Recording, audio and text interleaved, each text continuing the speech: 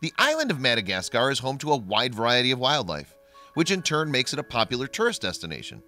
However, despite its enviable distinctive environment, the nation has been beset with problems for close to 60 years. After obtaining independence in 1960 from France, Madagascar has since faced severe political unrest, including coups and outbreaks of violence. With all that in mind, the local authorities might not have been especially concerned when they were called to investigate a house in Toliara in April 2018. A foul, rancid smell was reportedly emanating from the two-story building, and the police weren't alone in searching for the cause. They were joined by wildlife officials, including Sori Randrianja Fizanaka, the local environmental agency chief. However, few could have predicted what they'd eventually find inside the house. As the authorities entered the building, they discovered thousands of tortoises carpeting the floors in every room. The horrible smell came from the urine and feces produced by the reptiles, leaving Randriana Jafizanaka and her colleagues shocked. "You cannot imagine," Randriana Jafizanaka told National Geographic in April 2017.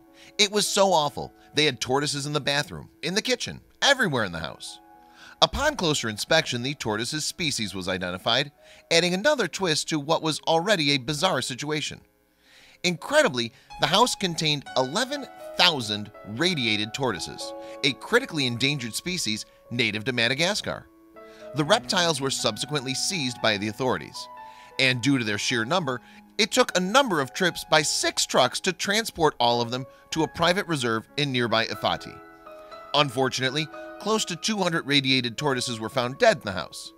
At the Ifati facility, known as Les Villages des Torts, the survivors were given health evaluations and treated for dehydration, and the rescue operation was assisted by the Turtle Survival Alliance, TSA, an American-based group. Radiated tortoises continue to be hunted by poachers despite a treaty prohibiting their commercial trade being signed by more than 180 countries, as well as the European Union.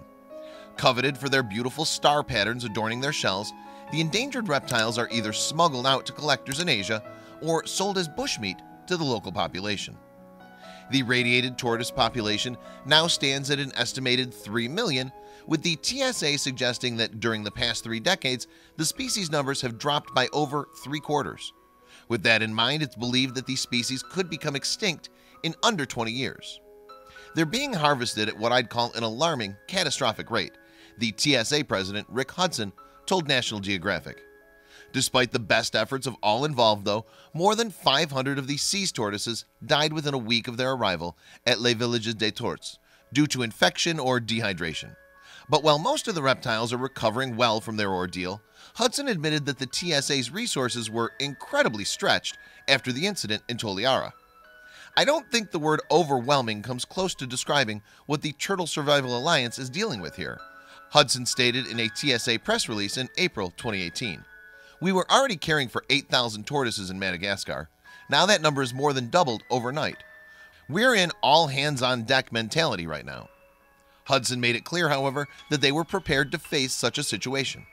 "Fortunately, due to our strong relationship with the zoo community, the TSA is well positioned to respond to crises such as this," he continued.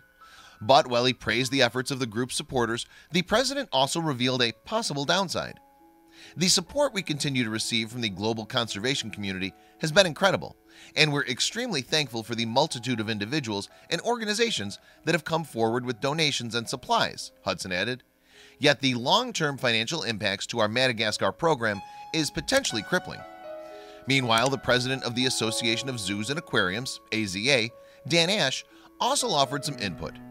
The immediate response of more than 20 AZA-accredited facilities offering their expertise and assistance to care for thousands of tortoises in Madagascar is proof we will take whatever action is necessary to address illegal wildlife trade and other threats that put the world's most vulnerable species at risk of extinction, Ash stated in a TSA press release. Through programs like SAFE, Saving Animals from Extinction, and the U.S. Wildlife Trafficking Alliance, AZA and its members are engaging in critical, coordinated, and needed conservation work, the press release continued. The Madagascar authorities subsequently arrested 3 people in relation to the incident, including the owner of the house. In addition, they also reportedly have several other leads. Rondrianja Fizanaka claimed that 2 of the suspects had been burying dead tortoises when the team raided the building. "We don't know exactly who the big person is, but we know there's a big boss," she told National Geographic. As for the surviving radiated tortoises, Jordan Gray, the Communications and Outreach Coordinator for the TSA, believes that they won't be placed straight back into the wild. With all the dangers that they face, staying in captivity will at least keep them safe for now. The TSA's efforts to help the tortoises were further boosted in late April 2017 thanks to a number of people offering their assistance.